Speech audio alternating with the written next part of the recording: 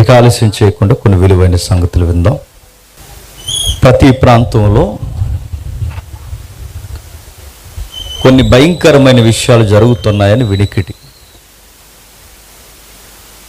ఒకప్పుడు పట్టణాలే పాడైపోయాయని చదువుకునే వాళ్ళం పేపర్లో. ఇప్పుడు పల్లె ప్రాంతాలు కూడా పాడైనాయి అని చదువుకుంటున్నాం. ఒకప్పుడు సమాజం పాడైందని చదువుకునే వాళ్ళు, ఇప్పుడు సంఘాలు కూడా పాడయ్యని చదువుకుంటున్నాం. ఎప్పుడైతే భక్తి వైరాగ్యం తగ్గుద్దో ఆ రోజు సంఘంలో కూడా సమాజం యొక్క ప్రభావం సంఘం మీద పడుతుంది. అలాంటి విషయాలు మళ్ళీ మనం సరిచేయాలి అంటే వాక్యము ద్వారా మాత్రమే ఖచ్చితంగా మనల్ని మనం సరి చేసుకోగలం. అది ఆలస్యం చేయకుండా ఒక పురాతనమైన ఒక కేస్ స్టడీని ఈరోజు మీ ముందు మీదకి నేను తీసుకొస్తాను. కొంచెం జాగ్రత్తగా వినండి. విందానికి ఆలస్యం చేయకుండా సామెతల గ్రంథం 7వ అధ్యాయం, సామెతల గ్రంథం 7వ అధ్యాయం మొదటి వచనం చూడండి. నా కుమారుడా, నా మాటలు మనస్సు నుంచుకో, నా ఆజ్ఞలు నీ యొద్ద దాచిపెట్టుకో. నా ఆజ్ఞలను నీవు మనస్సును ఉంచుకొని ఎడల నీ కనుపాప వలె నా ఉపదేశమును కాపాడిన ఎడల నీవు బ్రతుకుదువు. నీ వ్రేళ్లకు వాటిని కట్టుకొనుము, నీ హృదయమును పలక మీద వాటిని రాసుకొనుము. జ్ఞానముతో నీవు నాకు అక్కవనియు, తెలివితో నీవు నాకు చెలికత్తెవనియు చెప్పుము. అవి నీవు జార స్త్రీ చెడు విషయాల యొద్దకు పోకుండాను, ఇచ్చకములాడే భయంకరమైన ఈ కామ దురతకు లోబడకుండాను నిన్ను కాపాడును. ఆగుతాం. బైబిల్ ఏమని సెలవిస్తుందంటే సొసైటీ పూర్తిగా పాడైంది. దాని ప్రభావం తీవ్రత యొక్క రోజు రోజుకి దిగజారుడి వ్యవహారం మనుష్యులను దెబ్బతినిపోతుంది అని చెప్తుంది. అది ఎలా ఉందంటే ప్రతి ఒక్కరిని చెరపడుతుంది, లోపరుస్తుంది. రోజు రోజుకి ఘోరాతి ఘోరమైన కార్యాలకి నీతిని గడించాలనుకున్న వారిని కూడా అది లింకులేసి రంకులేసి మరి లాగుతుంది. అలాంటి విషయాలు మాట్లాడుతున్నాడు చూడండి. మాట్లాడుతున్న వ్యక్తి సొలొమోను. ఎప్పుడైనా ఎవరైనా పెద్దలు యవనస్తులు కానీ, ఎవరైనా కొత్తగా బైబిల్ చదువుతున్న వారికి కానీ, లేదా ఎవరికైనా ఈ చెడు విషయాలకి దూరంగా ఉండాలని కోరుకున్న వారికి ఎవరికైనా బైబిల్ని అప్పటికే చదివిన వారిచ్చే ఫస్ట్ సజెషన్ ఏంటంటే సామెతలు చదవండి అంటారు. ఏం చదవాలట? సామెతలు చదవాలి. ఎందుకు సామెతలు చదవాలి? సంసారం ఎలా చేయాలో తెలియాలంటే సామెతలు చదవాలి. యవనస్తులు ఎలా ఉండాలో తెలియాలంటే సామెతలు చదవాలి. ఏ వయసులో ఏ చెట్టుకి ఏ గాలి ఎలా వేస్తాదో దాని ఎడల ఎంత జాగ్రత్త కలిగి ఉండాలో తెలియాలంటే సామెతలే చదవాలి. ఆ సామెతలు రాసింది ఎవరంటే ఖాళీగా కూర్చున్న కవి కాదు. ఆ సామెతలు రాసింది ఎవడో మదిలో తోచిన నచ్చింది రాసిన రచయిత కాదు, మేధావి రాశాడు ఆయన. ఆ మేధావి పేరు శైలిలో ప్రసంగి అంటారు. ఆయన అడ్రస్గా పూర్తి పేరు ఏంటంటే సొలొమోను అంటారు. ఆ సొలొమోను చాలా సంగతులు చూశాడట. నాయనా, నా కుమారుడా, నా మాటలు జాగ్రత్తరా అని చెప్పాడు. ఒక తండ్రి కొడుక్కి ఎలాంటి విషయాలు చెబుతాడో అలాంటి విషయాలు చెబుతున్నాడు సామెతల్లో. ఈ సంగతులు బోధించేవారు తక్కువయ్యారు, ఈ సంగతులు ఎలుగెత్తి మాట్లాడేవారు తక్కువయ్యారు. ఎందుకంటే ఇవి కొంచెం మాట్లాడేయాలి అంటే నేను మళ్ళీ చెబుతున్నాను, ముఖం మీద కొట్టినట్టుంటాయి. అందుకే అవి పెద్దగా మాట్లాడతాం. ఇవి మాట్లాడితే చెంప చెల్లుమని వాయించినట్టు ఉంటుంది. అందుకే ఆ సంగతుల జోలికి పోరు. అలాంటి రికార్డ్స్ అన్ని ఇందులో రాస్తాడు ఆయన. ఏమి రాస్తాడు?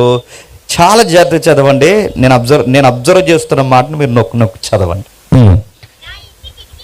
నా ఇంటి కిటికీలో నుండి, నా అల్లిక కిటికీలో నుండి నేను పారచూడగా ఆగుదాం. నా అంటే ఎవరక్కడ? సొలొమోను. సొలొమోను ఏం చేస్తున్నాడట? తన ప్యాలెస్లో ఉన్నాడంట. ఆయన ఎక్కడున్నాడు? ప్యాలెస్లో. నా అల్లిక కిటికీలో నుండి నేను పారచూడగా, పారచూడడం అంటే జూమ్ చేశాడట. జూమ్. ఎక్కడుంది ఆయన ఇల్లు అంటే ఊరు మధ్యలో ఉంటుంది సొలొమోను గారి ఇల్లు. ఎప్పుడు మీరు చూడండి, దేవాలయమైన రాజు గృహమైన ఊరికి మధ్యలో ఉంటాయి. ఊరికి మధ్యలో ఎందుకు ఉంటాయంటే దేవుడు తర్వాత మళ్ళీ దేవుళ్ళు అంటాడు ఎవరు? రాజు. అందుకే దేవుడు గుడి ఊరి మధ్యలో ఉంటుంది. గుడికి ఆనుకునే రాజు యొక్క మందిరం లేదా రాజు యొక్క నివాస స్థలం ఉంటుంది. ఇప్పుడు ఈయన ఊరు మధ్యలో ఉన్నాడు. ఎప్పుడైతే ఊరు మధ్యలో ఉన్నాడో ఊరిలో జరుగుతున్న ప్రతి విషయాన్ని చూసే అలవాటు ఉంది ఈయనకి. సొలొమోను గారికి ప్రతిదీ చూస్తాడండి ఆయన. గోడల్లో మొక్కలు ఎలా మొలుస్తున్నాయో చూస్తాడు. నెక్స్ట్ పక్షులు ఎలా ఎగురుతున్నాయో చూస్తాడు. నెక్స్ట్ జంతువుల యొక్క తీరుతెన్నులు చూస్తాడు. నెక్స్ట్ వృక్షాలు ఎదుగుదల చూస్తాడు. నెక్స్ట్ ఇవన్నీ రాజగ్రంథంలో ఉన్నాయి ఆయన రికార్డ్స్. ఇంకా ఆయన గూర్చి ఏం చెప్తాడంటే, ఇదిగో ఆయన ప్రతిదీ సూక్ష్మంగా పరిశీలిస్తాడు. ఆయన ఒక్కటి కాదు, రెండు కాదు, చాలా విషయాలు పరిశీలిస్తుంటాడు ఆయన. ఈ పరిశీలిస్తున్న విధానంలో చూస్తున్నప్పుడు సూర్యుని కింద జరుగుతున్న ప్రతి సంగతిని చూస్తాడు ఆయన. ఆ సూర్యుని కింద జరుగుతున్న సంగతిని చూస్తున్న ఈయన ప్రతిదీ పరిశీలించి చూస్తాడు. ఎక్కడో ప్యాలెస్లో కూర్చున్నాడు. ఆ ప్యాలెస్లో కూర్చున్న ఆయనకి చుట్టూ సామాన్యులు ఇల్లు ఉన్నాయంట. రాజు ఇల్లుని ఆనుకునే ప్రజల ఇల్లులు కూడా ఉన్నాయంట. ఈ ఇల్లులకి ఈదులు ఉంటాయి, ఈదులకి సెంటర్లు ఉంటాయి. ఇప్పుడు ఇదో సెంటర్ ఇది. అందుకే బాబులు ఎవరో ఆగుతలేదు, చూసారా? ఎవడిష్టం ఆడిది. ప్రతి ఊరికి సెంటర్ ఉంటుంది. ఈ సెంటర్లో అదో రకమైన మనుషుల రోజు ఉండడం సొలొమోను చూశాడట. మీరు గమనించండి, ఎక్కడో ప్యాలెస్లో ఆయన లోపల నుంచి కిందకు చూస్తున్నాడు సెంటర్లోకి. ఆ సెంటర్లోకి చూస్తుంటే అల్లిక కిటికీలో చూస్తున్నాడు. అల్లిక కిటికీ అంటే అల్లేవారు ఒకప్పుడు, గుర్తుందా? ఇప్పుడు తెర చేపలు అంటారు. ఇంటికి వేసుకునే మెస్సలు, వాటిని అల్లుతారు. వాటికి ఉండే అడ్వాన్స్ టెక్నాలజీ ఏంటంటే ఆ రోజుల్లో బయట ఉన్నోళ్ళు లోనకు కనబడతారు కానీ లోపల ఉన్నోళ్ళు బయటకు కనబడరు. ఇప్పుడు అవి తీసేసి బ్లాక్ గ్లాసులు వేస్తున్నారు. విషయం ఏంటంటే బ్లాక్ గ్లాసుల్లో చూసి అందరూ ఏమనుకుంటున్నారంటే బయట ఉన్నోళ్ళు మనకు కనబడతారు అనుకుంటారు. కానీ రివర్స్ ఏంటి చెప్పిన, నైట్లో లోపల ఉన్న వాళ్ళు బయటకు కనబడతారు. అది మర్చిపోతారు వాళ్ళు. కానీ గమనించండి, ఆ రోజు డే అండ్ నైట్ కూడా అడ్డుగా నిలబడేది అల్లిక కిటికీ. ఆ అల్లిక కిటికీలో సొలొమోను చూస్తున్నాడు, సెంటర్లోకి చూస్తున్నాడు. ఆ సెంటర్లోకి చూస్తుంటే ఏదో విషయం జరుగుతుందట. జూమ్ చేసి చూస్తున్నాడు. అంటే ఎక్కడో ఉన్నాడు, ఎక్కడో సెంటర్ ఉంది. ఆ ఎక్కడో ఆయన సెంటర్లో ఉన్న విషయాలు గమనిస్తూ ఏం జరుగుతుందో గమనిస్తున్నాడు. చూడండి, జ్ఞానము లేని వారి మధ్యను యవనుల మధ్యను బుద్ధి లేని పడుచువాడొకరు నాకు కనబడేను. సంధ్యవేళ అలా చదవకూడదమ్మా, కట్ చేయకండి, నేను చదువుతాను చూడండి. సంధ్యవేళ పొద్దు కుంగిన తర్వాత చెమ్మ చీకటి వేళ రాత్రి వేళ వాడు జార స్త్రీ సందు దగ్గర వీధుల్లో తిరుగుచుండెను, దాని ఇంటి మార్గమున నడుచుచుండెను. ఆగుతాం. ఏం చూసాడట సొలొమోను గారు? ఒక కేసు వస్తున్నాడు ఆయన. ఏంటి ఆ కేసు అంటే అది సెక్సువల్ అబ్యూస్. ఈ పదం వాడుతున్నది ఇబ్బంది పడకండి. అది అడల్టరీ అంటే వ్యభిచార కోపాన్ని గమనిస్తున్నాడు ఆయన. ఎక్కడ ఉన్న ఆయన సెంటర్లో ఏం జరిగిందో చూస్తున్నాడు. చూస్తే ఏం జరుగుతుంది? సెంటర్లో ఎవరు ఉంటారండి? సైంటిస్టులు ఉంటారా? సెంటర్లో ఎవరుంటారు? సెంటర్లో మళ్ళీ అడుగుతున్నారు, సెంటర్లో ఎవరుంటారు? మేధావులు ఉంటారా? 24 hours సెంటర్లో పెట్టగోడల మీద టైం పాస్ చేసేది ఎవడుంటారు? గాలి ఎదవలు ఉంటారు. నేను మళ్ళీ చెప్తున్నా, ఎవరుంటారు? గాలిగాళ్ళు, పనికి రానోళ్ళు, పని లేనోళ్ళు, ఏ పని చేయనోళ్ళు టైం పాస్ చేసి సరిగ్గా 12:30కి ఇంటికి భోజనానికి వెళ్ళి మళ్ళీ మెక్కేసి వచ్చి కూర్చొనే గాలి అదవులు ఉంటారు సెంటర్లో. ఉండరు. వీళ్ళకు బాధ్యత, ఊరు, వీళ్ళకు సమాజం, ఇల్లు ఇవేమబ్బో గాలిగాళ్ళు. తినేసి ఖాళీగా కూర్చున్న వాళ్ళ యొక్క మైండ్ సెట్స్ ఎలా ఉంటాయి చెప్పండి? డెవిల్స్ ఫ్యాక్టరీ, ఎంప్టీ మైండ్ అంది బైబిల్, గుర్తుపెట్టుకోండి. ఖాళీగా ఉన్నవాడి మెదడు దయ్యాల కర్మాగారం అంట. తినేసి కూర్చున్న వాడికి రాంగ్ థాట్స్ వస్తే వాడు చెబుతున్నాడు చూడండి, వారి తీరుతల్లి ఎలా ఉన్నాయని చెబుతున్నాడు. జ్ఞానము లేని వారి మధ్యను, యవనుల మధ్యను బుద్ధి లేని పడుచువాడు. జ్ఞానం లేని వాళ్ళు ఉన్నారు సెంటర్లో. ఎవరుంటారు చెప్పండి? జ్ఞానం లేని వాళ్ళు. ఇంకా చెప్తున్నారు బుద్ధి లేని వాళ్ళు. తెలుగులో క్లాస్గా ఉంది కానీ ఇంగ్లీష్లో ఏముంటుంది చెప్పిన అలవాటైన పదం వేస్ట్ గాళ్ళు ఉంటారంట. ఎవరుంటారు? యూజ్లెస్ ఫెలోస్ ఉంటారట. మీరు కదలండి ఈ లోకం. మామూలు చెప్తున్నా, ఖాళీగా అంటే అమ్మ నాన్నకు ఉపయోగపడాలని కానీ, ఒక ఉద్యోగం చేసుకోవాలని కానీ, ఒక పని చేసి 4 రూపాయలు సంపాదించాలని కానీ, సంసారం, బాధ్యత, పిల్లలు, తల్లిదండ్రులు ఇవేమీ పట్టించుకోకుండా ఊరికి భూమికి బరువు అయిపోయిన వాళ్ళు ఉంటారు చూసారా? వీళ్ళు చేసే ఏ రంగాలన్నీ ఎలా ఉంటాయంటే, ఎవరో పనికి మనోడు గాలి సినిమా రిలీజ్ అవుద్ది, దాని ఫ్లెక్స్ ఇక్కడ కడతారు.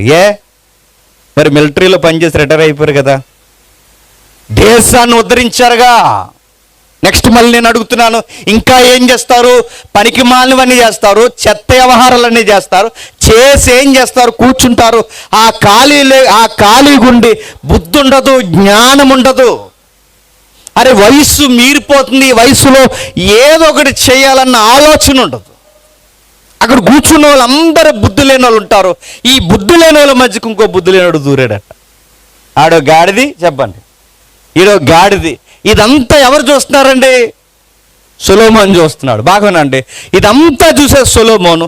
నాకు ఆశ్చర్యం ఏంటి చెప్పండి, ఎప్పుడు చెప్పిన ఈ సంగతులు? ఇది 3000 సంవత్సరాల క్రితం జరుగుతున్న తీర్పులు.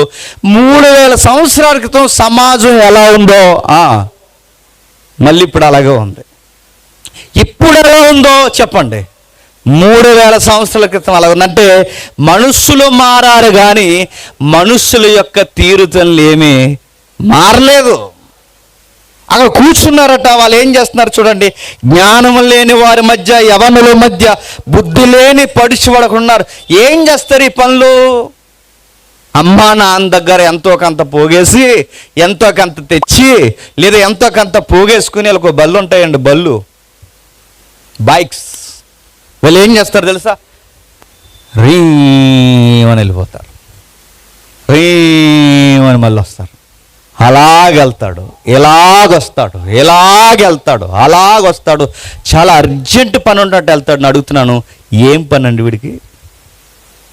రేయని తోలుతాడు. ఇప్పుడు అడుగుతాను, ఇప్పుడు సడన్గా ఏ వృద్ధురాలో వృద్ధుడు అడ్డొస్తే నేను అడుగుతాను, వీడి తోల కానకాలను గుద్దితే అలా బతుకుతారా? ఇంత కంగారేమొచ్చింది వాడికి?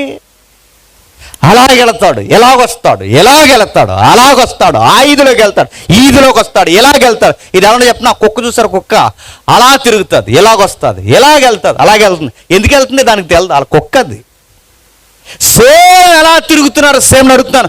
కుక్క ఈదికి ఎందుకు దానికి ఎలా అయితే తెలియదు అలా తిరుగుతారు. జీరో కట్లు, ఫ్రంట్ వీల్ ఎత్తడం, రకరకాల తోలకాలు. పిల్లలు తిరుగుతుంటారు, పెద్దోళ్ళు తిరుగుతుంటారు, రకరకాలు తిరుగుతారు. అడిగి ఏ పెద్ద మనిషి ఏట్రా ఆ తోలకం ఏంటని అడిగితే పెద్దలకు ఎదురు సమాధానాలు చెప్పడాలు.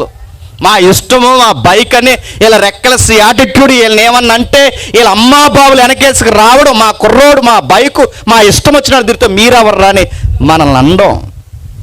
ఇలాంటి గాలు వాళ్ళందరూ తిరుగుతారు, తిరుగుతారు, తిరుగుతారు, తిరుగుతారు. వీళ్ళకి ఏ ఒకటి అలవాటు అవుతాయండి. ఏం అలవాటు అవుతాయి? ఈ ట్రెండ్లో గంజాయిలు అలవాటు అవుతున్నాను. పోలీసులు కనుక చెప్తున్నాను నేను, ఈ ట్రెండ్లో గంజాయిలు అలవాటు అవుతాయి. నెక్స్ట్ ఈ ట్రెండ్లో కొకాయిన్స్, మత్తు. ఇంకా ఈ కొనలేని కొంతమంది బ్యాచ్ ఉన్నారు, సీపుగా దొరికేసే డ్రగ్ అడిక్ట్.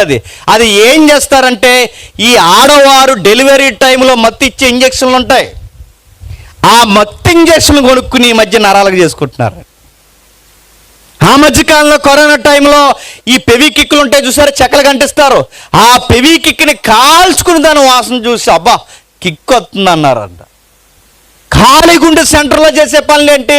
తాగుతారు, ఎగురుతారు, తింటారు, దరిద్రం పనులని చేస్తారు. నెక్స్ట్ ఈ మాట అంటున్నానేమనుకోకండి, ఎవడ సంసారంలోకి దూరుదామా అని చూస్తారు. దూరాడు బుద్ధి లేని పడుచువాడు, క్లాసుకు ఉంది ఇంగ్లీష్లో, వేస్ట్ గాడు, యూజ్లెస్ ఫెలో, పొరుగు వారి సంసారంలోకి ఏలెట్టాలని చూసే వరస్ట్ ఫెలో. వాడు ఏం చేస్తున్నాడు చూడండి. యవనుల మధ్య బుద్ధి లేని పడుచువాడు నాకు కనబడును, వాడు సంధ్య వేళ ప్రొద్దు కుంగిన తర్వాత చిమ్మ చీకటి వేళ రాత్రి వేళ వాడి టైమింగ్ ఏంటట? ఈవినింగ్ రెడీ అయిపోతారట బ్యాచ్ రోడ్ల మీదకి. ఫ్రెష్గా స్నానం చేసేసి మంచి ఇస్త్రీ సొక్క వేసుకొని చక్కగా ఈదిలోకి వచ్చేస్తారు. బావుగారు శోభన్ బాబు రెడీ అయినట్టు. ఎందుకురా వచ్చేసారు అలా తిరగడానికి? దేనికిరా అంటే ఇప్పుడు ఈ గాలోడికి గాలాసలు ఉన్నాయి. ఈ గాలి తిరుగుతుంటే ఇప్పుడు ఏదో గాలి తగలాలి వీడికి. ఆ గాలి ఎక్కడుందా అని తిరుగుతుంటాడు. సంధ్యవేళ స్కూల్ వదులుతుంటే స్కూల్ దగ్గరికి వెళ్తుంటారు. బాగా వినండి, నేను ప్రతి ఊర్లో జరిగిన విషయాలు చెప్తున్నాను. నేను స్కూల్ వదిలే టయానికి స్కూల్ దగ్గర కాపలా కాస్తారు గేట్ల ముందు. కాలేజీ బస్సులు వచ్చే టయానికి కాలేజీ బస్సు దగ్గర కాపలా కాస్తారు. బస్ స్టాండ్ల దగ్గర కాపలా కాస్తారు. ఈది నడి వీధుల్లో కాపలా కాస్తారు. సెంటర్లో కాపలా కాస్తారు. ఇలా తిరిగిన వాళ్ళు ఎవరో వాడికి రిప్లై ఇస్తారా అని తిరుగుతారు. ఉన్నారు ఇలాంటి వారు సమాజంలో. అలా తిరుగుతారు, ఎలా తిరుగుతారు, రకరకాలుగా తిరుగుతారు. వీళ్ళు ఎలా తిరుగుతున్నారు చూడండి. చిమ్మ చీకటి వేళ రాత్రి వేళ జార స్త్రీ సందులో తిరుగుతారట. ఎక్కడ తిరుగుతారు వీళ్ళు? సందుల్లో. అంటే వీళ్ళు ఈదుల్లో తిరుగుతారు. ఈ గాలి వారికి ఏదో ఒక గాలి తగులుతుందా? తగిలింది. అటు తిరిగాడు, ఇటు తిరిగాడు. ఈ లోపల ఒక ఆవిడ వస్తుంది. అంతటా వేశ్యవేషం వేసుకున్న కపటము గల ఒక స్త్రీ. లేడీస్ చదవకండి, ఇది కేస్ స్టడీ భయంకరమైంది. నేను చదువుతాను, మీరు చదవకండి, నేను చదువుతాను. అంతటా వేశ్యవేషం వేసుకున్న కపటము గల ఒక స్త్రీ ఒకతే వాడిని ఎదుర్కొన్న వచ్చును. అది బొబ్బలు పెట్టినది, స్వేచ్ఛగా తిరిగినది, దాని పాదములు దాని వెంట నిలవు. ఈడు ఇంటికాడ నిలబడ్డు. చెప్పండి. ఇంకొక ఆవిడ ఉంది, ఆవిడ ఇంటికాడ నిలబడదంట. ఈ నిలబడిన గాలి వారానికి చెప్పండి గాలి తగిలింది, ఇంకో గాలి. ఇదంతా ఎవరు చూస్తున్నారండి? నేను కాదండి. ఎవరు చెప్పండి? సొలొమోను గారు చూస్తున్నారు. అంటే 3000 సంవత్సరాల క్రితం ఇలాంటి కామతురత గొడవలన్నీ జరిగాయంటే బైబిల్ చెప్తుంది. ఎస్, జరిగాయి. సమాజం ఎలా ఉంటుంది? నా కుమారుడా, నువ్వు చెవి యొగ్గని ఎందుకు చెప్తుంటే ఎలా ఉంటుంది అది. దాని తీర్థనలు రాస్తున్నాడు చూడండి. అంతటా వేశ్య వ్యాసం వేసుకొని అంటే ఇప్పుడు క్వశ్చన్ అడుగుతున్నాను చెప్పండి. వేశ్య వ్యాసం వేసుకుని అన్నాడంటే వేశ్య కాదా ఈవిడ? నా మాట అర్థమవుతుందో లేదో? వేశ్య వ్యాసం వేసుకుందంటే వేశ్య కాదంటే కాదు, వేశ్య వ్యాసం వేసుకుంది అంటే ఈవిడ ఎవరు అంటే ఈవిడ వేశ్య కాదు, వ్యభిచార వృత్తి చేసే ఆవిడ కాదు. మరి ఈవిడెవరంటే ఒక సంసారి, ఒక ఇంటికి ఇల్లాలు, ఒక భర్తకి భార్య, అంటే ఒక కుటుంబానికి గృహిణి, ఒక కుటుంబానికి గౌరవప్రదమైన కుటుంబానికి ఒక భార్యగా ఉన్న తల్లి. కానీ ఆవిడ ఏం చేస్తుందో చూడండి, వేశ్యవ్యాసం చేసిందంట. ఎందుకు? కళ్ళు నెత్తికెక్కాయంటే. ఈ మాట పెద్దోళ్ళు అప్పుడప్పుడు అంటారు. ఏమని చెప్పినా ఒళ్ళు ఇంకెడకండి నెక్స్ట్ డేట్ నన్ను. అది అలాంటి పనులు చేయడానికి ఈవిడ వేశ్యలా రెడీ అయింది. వాడు ఎవరు దొరుకుతారని ఈడు తిరుగుతున్నాడు. ఈవిడ నాలాంటోడు ఎవడ కనబడతాడా అని ఈవిడ తిరుగుతుంది. బొబ్బలు పెట్టినదని చెబుతూ ఒకప్పుడు ఇంటి ఎదుటను, మరొకప్పుడు సంత వీధుల్లో ఉండను. ప్రతి సందు దగ్గర వేశ్యలా వెయిట్ చేస్తుందట. అది అలా రకరకాల మాటలు మాట్లాడుతూ వాడిని పట్టుకొని ముద్దు పెట్టుకొని సిగ్గుమాల ముఖం పెట్టి ఇట్లా అన్నది, నేను సమాధాన బలులను నేను అర్పింపవలసి ఇంటిని నేడు నా మొక్కు బలు చెల్లించి ఉన్నాను. కాబట్టి నేను నిన్ను కలుసుకొని వలన రాగా, నిన్ను ఎదుర్కొని వలనని బయలుదేరగా నీవే నాకు కనబడితివి. బాగా వినండి. పై వచనంలో ఏమన్నాడండి? వేశ్యవేషం వేసుకుంది అన్నాడు. కింది వచనానికి వచ్చేసరికి ఈ కుర్రగాడు పెళ్లిగాని కుర్రగాడు కనబడేసరికి ఇప్పుడు సడన్గా ఎలా మారిపోయిందంట? గుడికి వెళ్ళి వచ్చినట్టు మారిందంట. ఎలాగుందట? నేను ఎక్కడికి వెళ్ళి వస్తున్నాను తెలుసా? ఇప్పుడే దేవుడు గుడికి వెళ్ళి వస్తున్నాను. అక్కడ చాలా మొక్కుబడులు చెల్లించాను. అక్కడ చెప్తున్నాడు చూడండి, సమాధాన బలులను నేను అర్పింపాల్సి ఉంది, నా మొక్కుబడులు చెల్లించాను. అంటే ఇప్పుడు నేను ఎక్కడికి వెళ్ళి వస్తాను చెప్పనా? ఇప్పటివరకు ఆ సొందులో ఉన్నాను, ఇప్పటివరకు లా సొందులో ఉన్నాను, అక్కడున్నాను, ఎక్కడున్నాను, వేషం వేసుకుని తిరుగుతాను, ఇవేం చెప్పలేదు. ఇప్పుడే టెంపుల్కి వెళ్ళి వస్తున్నానని చెప్పింది. అంటే ఏమని బిల్డప్ ఇస్తుందో చెప్పనా? మాది చాలా ట్రెడిషనల్ ఫ్యామిలీ అని చెప్పింది అన్నమాట. ట్రెడిషనల్ అంటే సాంప్రదాయమైన కుటుంబం, కాస్త భక్తి కలిగిన కుటుంబం మాది. ఇప్పుడే దేవుడి దగ్గరికి పోయొచ్చాను. ఆ దేవుడి దగ్గర నేను ఏం కోరుకున్నాను తెలుసా? నువ్వు కనబడాలని కోరుకున్నాను. వీడితే వంకర తిరిగిపోయాడు. ఎవరు?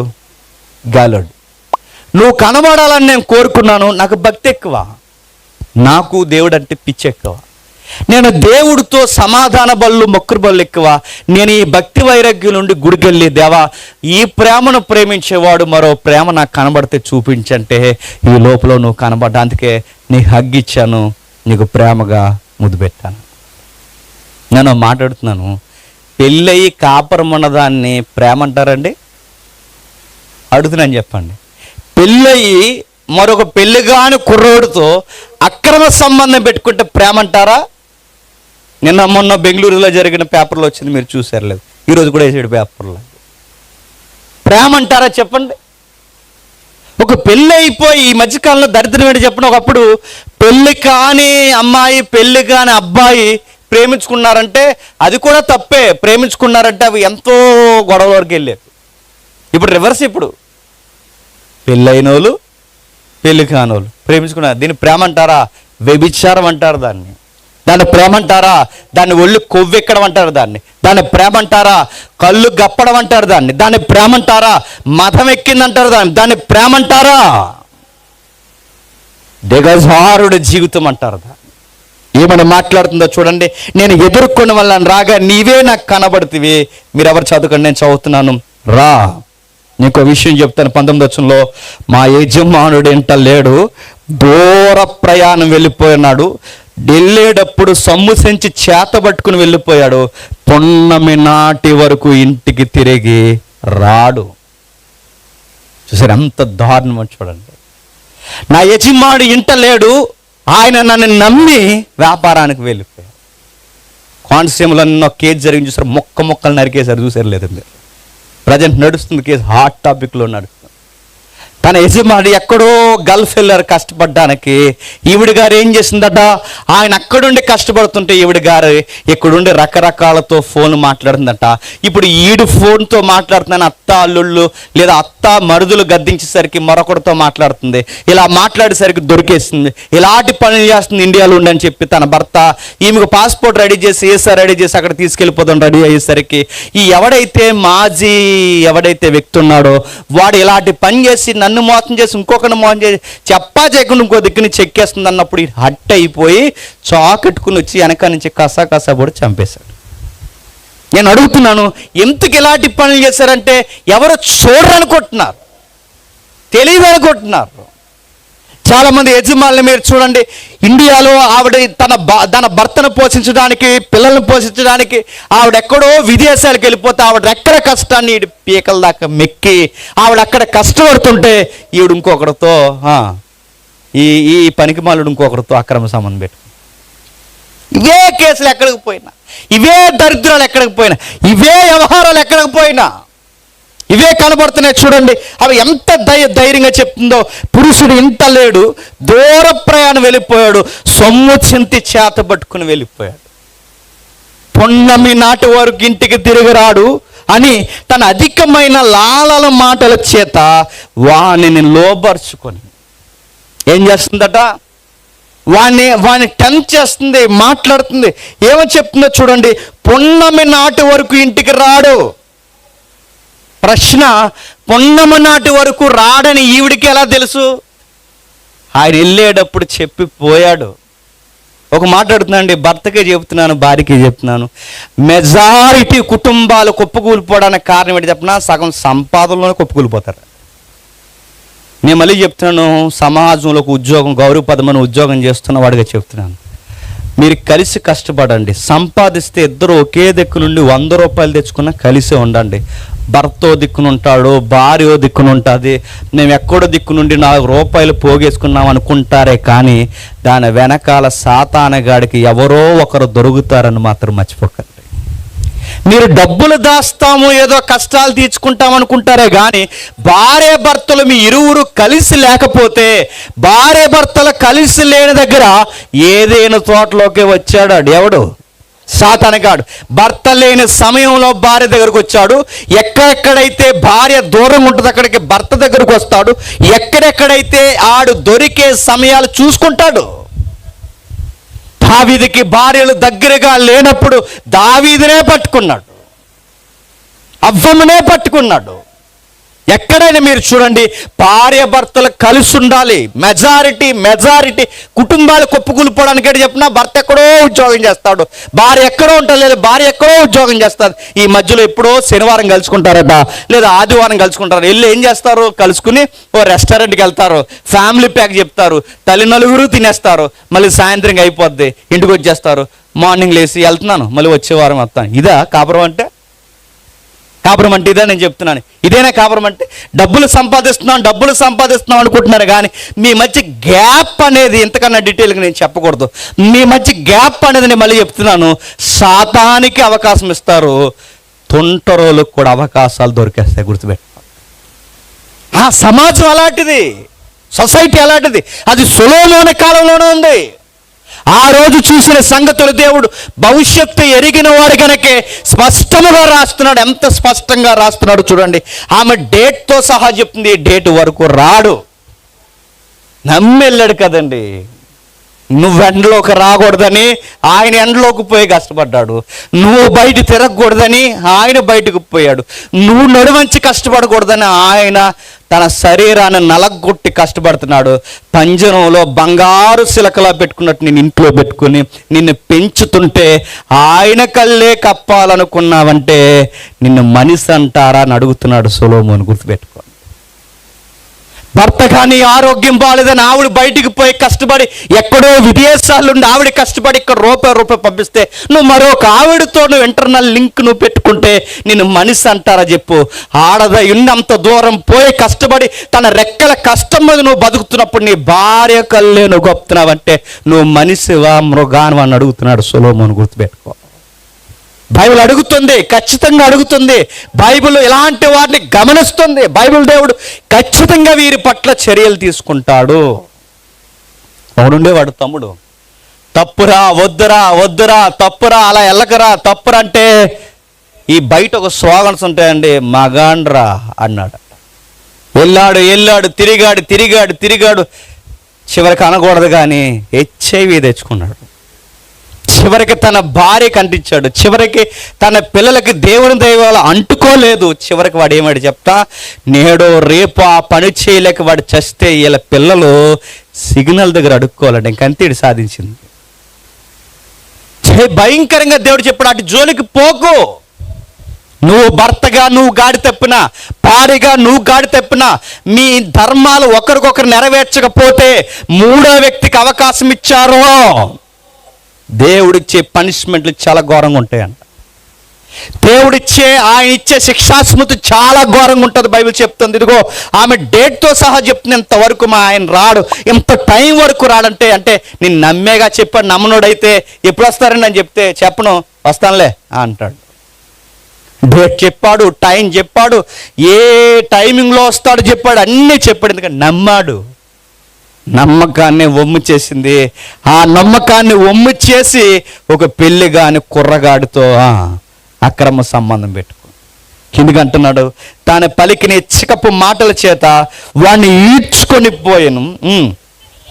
వాడి వెంటనే పశువు వదకి పోవున్నట్లు, పరులు చే చిక్కిన వాడు సంఖ్యల్లోనికి పోవున్నట్లు, తనకి ప్రాణహానికరమైనది ఉన్నదని ఎరుగక గురి యొద్దకు పక్షి త్వరపడినట్లు వాని గుండెను అంబు చీల్చు వరకు వాడు దాని వెంట పోవును. పశువు వదకపోవునట్లు ఇలాంటి అక్రమ సంబంధాల్లో, పొరుగు వారి సంసారాల్లో అడుగుల్ని పెట్టే వాళ్ళని బైబిల్ ఏమందో చెప్పనా? మృగవాడు అంది, జంతువాడు అంది, పశువాడు అంది. అంటే ఒక జంతువుకి ఒక మనిషికి తేడా ఎక్కడంటే మోరల్ లేనప్పుడు. బాగుంది, మోరల్ ఎప్పుడైతే ఉందో ఈడు మనిషి, ఈడు జంతువు. ఎప్పుడైతే ఆ నైతికత లేదో గుర్తుపెట్టండి, జంతువుకి మనిషికి తేడా లేదు. బైబిల్ అంటుంది వాడు వదకపోయినట్టు పోతున్నాడంటే పశువు ఎలా పోతుందో చూడండి. ఆడు మేత వేస్తాడు, కటికోడు మేత వేస్తాడు, ఆ మేత వేసి రెడీగా కత్తి పక్కనే నూరుతాడు, ఆ మేత తింటూ అలా మెల్ల తీసుకుని పోతుంటాడు. ఆడి కత్తి నూరుతున్న దానికోసమని దానికి తెలియదు, కానీ లోపల ఆడు మేత పెడుతున్నాడనే చూస్తుంది. కానీ ఆడు ఏటేసేసేంత వరకు ఆడు నా కొరకే కత్తి నూరాడని దానికి అర్థం అవుతుంది. జారత్వం కూడా బైబిల్ చెప్తుంది చూడండి. వ్యభిచారం, జారత్వం కూడా నువ్వు ఎలా వెళ్తున్నావో తెలుసా? ఈ చీకటి పనులు, సందుల్లో చేసి తింగర ఈ పనికి మాలిన యాసాలు, లేదా ఈ సంసారపు గొడవల్లో దూకడం, ఇది సరదా అనుకుంటున్నావు. కానీ నీ మెడ మీదకి కత్తి తెచ్చుకుంటున్నావు అన్న సంగతి మర్చిపో. నీ మెడ మీదకి కత్తి తెచ్చుకుంటున్నావు అన్న సంగతి మర్చిపోకు. అది ఎలా ఉందో తెలుసా? ఒక పక్షి ఉరికి చిక్కితే ఎలా ఉంటుందో, ఒక గుండెను అంబు చీరేస్తే ఎలా ఉంటుందో, ఒక జంతువు మీదకి కత్తెత్తితే ఎలా ఉంటుందో, ఆ విధముగా దాని ముగింపు ఉంటుంది. పూర్వం కోతులను పట్టేవారు, కోతులు ఇప్పుడు పడుతున్నారండి ఏజెన్సీలో. సొరకాయ ఉంటుంది కానీ, సొరకాయ తెలుసుగా, పొట్లకాయలాగా ఉంటుంది అది కూడా. దీన్ని ఏం చేస్తారంటే ఏజెన్సీలో కోతులను వలలతో పట్టరు. మేను కోతి ఉంటుంది, మేను కోతి, లీటర్ కోతి ఉంటుందిగా, కలిసిన కోతి, దాన్ని పట్టుకుంటే మిగిలినవన్నీ ఆటోమేటిక్గా దొరికితే, ముందు నాయకుడిని చెదరగొడితే మిగిలినవన్నీ మళ్ళీ దరిదాపులు రావు.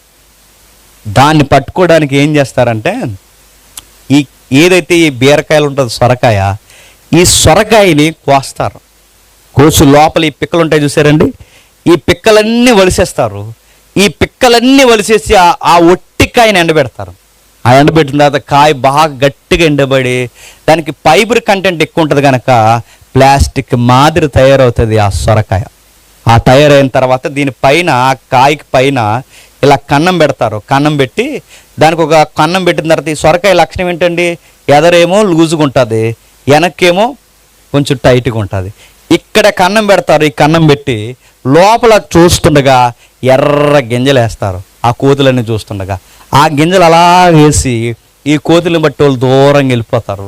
ఇది ఆశతో ఏం చేస్తుందంటే ఒకే సైజ్ సొరకాయలో ఆ కన్నంలో ఇలా చెయ్యి పెడుతుంది. ఏం తీసుకుందామని? పిక్కలు తెద్దామని. ఈ పిక్కలు తెద్దామని ఇలా చేయి పెడుతుంది. గుప్పు నిండా పిక్కలు పట్టుకుంటుంది. మళ్ళీ వెనక్కి లాగుదాం అనుకుంటుంది. ఈ కాయకి చెయ్యి టైట్ అయిపోతుంది. ఎందుకు? గుప్పుడు బిగించింది. ఎలా పెట్టిన చెయ్యి అలా తీస్తే బయటకు వచ్చేస్తుంది. మళ్ళీ ఎలా పెట్టిన చేయాలో తెలియదు. దీనికి దురాశ ఉంది. ఏంటి? పిక్కలన్నీ అడ్డిపోవాలని, ఈ పిక్కలన్నీ పట్టుకెళ్ళిపోవాలని ఆ పిక్కల్ని ఇలా బిగిస్తుంది. ఆ పిక్కల దురాశకి అది లాగుతుంది. ఆడు వస్తుంటాడు, నడుచుకుంటూ వస్తుంటాడు, లాగుతుంది, రాదు. ఎందుకంటే అది పిక్కలను వదలదు, దాని చెయ్యి రాదు. అది ఎప్పుడైతే పిక్కలను వదిలేస్తుందో దాని చెయ్యి బయటకు వస్తే దొరకని వెళ్ళిపోతుంది. కానీ దీని దురాశ ఏంటి చెప్పిన? పిక్కలు పట్టిపోతున్న ఆడ దగ్గరకు వచ్చేంత వరకు ఆ పిక్కలు వదలదు, ఏ లోపల అది దొరికేస్తుంది. ఈ ఎగ్జాంపుల్ మీకు అర్థమైతే ఏం కాదు అని అక్రమ సంబంధాలు వదలరండి. ఏం కాదు అని అలాగే బిగించి కూర్చుంటారు. కానీ గుర్తుపెట్టండి, సరిగ్గా ఎవడకు దొరకకూడదు ఆడికి దొరుకుతాయి. ఎవడకు దొరుకుతారు? నేను చెప్పను, బైబిల్ చెప్తా. చూద్దాం ఒకసారి. అదే అధ్యాయం ముందుకు రండి. 6వ అధ్యాయం, అదే సామెత గ్రంథం 6వ అధ్యాయం 33వ వచనం చూడండి. 34వ వచనం. భర్తకు పుట్టు రోషము మహారౌద్రము గలది, ప్రతీకారము చేయ కాలమందు అట్టి వాడు కనికర పడడు, ప్రాయశ్చిత్తమైనను నీవు చేసినను వాడు లక్ష్య పెట్టడు. ఏంటట? ఏం చెప్తున్నాడండి?